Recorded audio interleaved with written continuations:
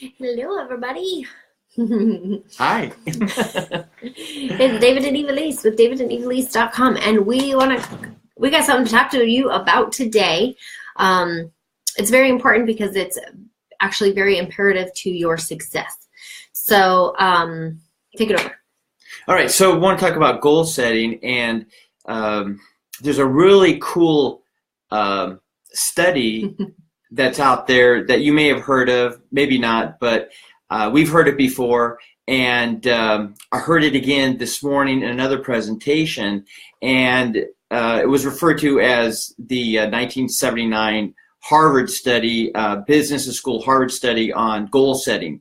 And if you Google it, it actually is referred often to as a 1953 study. Supposedly Yale did a 1979 study. So right there, you've got some conflict, what year, what place. But when you do a Google search, a simple Google search, you'll see that the main articles have to do with the fact that there's no evidence for this particular study. Now, that doesn't mean that that's hard, concrete evidence that there's no study, but the fact of the matter is why are there so many articles out there saying there's no evidence for this study? Because what people say about this study, the results, are pretty profound.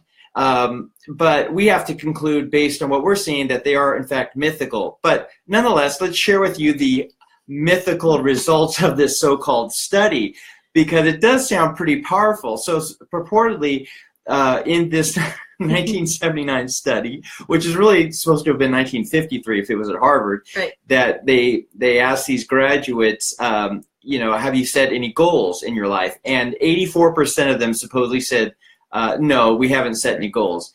13%, 13% said they'd set goals, but they hadn't made any set plans. And then 3% said, hey, we've actually set goals and we actually have concrete plans that are associated with those goals. And then 10 years later, they interviewed these same graduates, right, and they found supposedly that those who fell into the 13% category, those who had set goals but had made no plans, they were making twice as much as the 84% who had never set goals.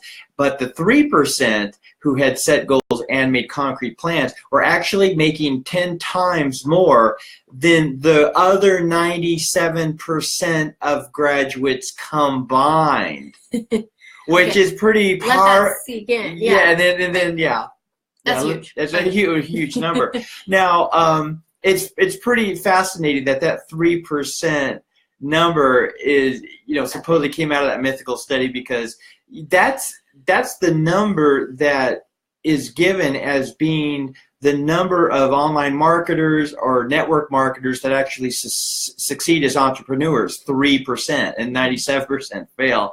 But anyways, if you have evidence to the contrary that this study actually did take place either at Harvard or Yale, please let us know the evidence for it, because we're not seeing it. Right, but we're going to take it and we're going to use it for. Yeah. Well, go ahead. No, but that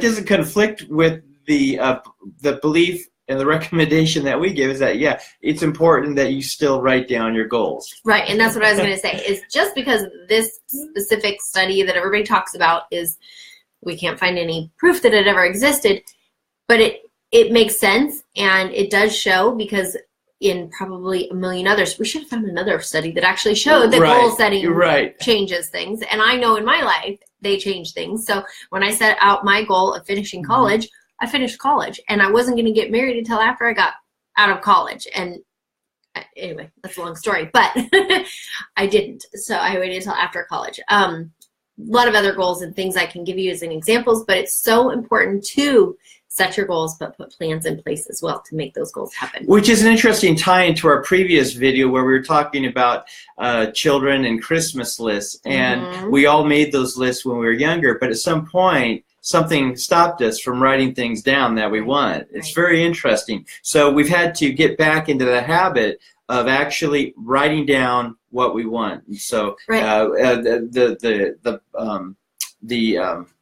thing that we'd have you do is the exercise. The exercise is to write down 50 things that you want as quickly as you possibly can without thinking too much about it that you would want in the next 10 years. 50 things. 50 things. Like, and doesn't matter. Just write them down. And then after you write those things down, categorize those 50 items according to whether you want to see it happen within 1 year, 3 years, 5 years, or 10 years.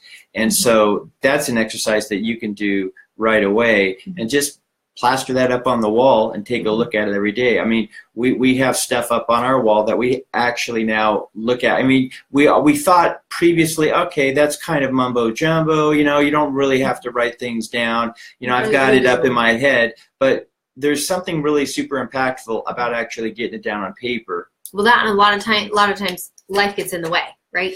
Your thoughts, your negative thoughts, your limiting thoughts, and then thoughts of others, as well as things that happen in life. You know, like we just had a death in the family a little while ago. That definitely takes time out of your life, and you think of other things, and in a way that makes me think of all the things I do want to do for somebody, you know, who passes away early on, and so earlier in their life. So we anyway, we have to be careful, and we have to protect what our brain is doing to us. Right. In a way, we have to train it to do the things that we want it to do and to help us in our journey. And so therefore, writing down journaling, yes, gratitude, and writing down your goals is so, so important.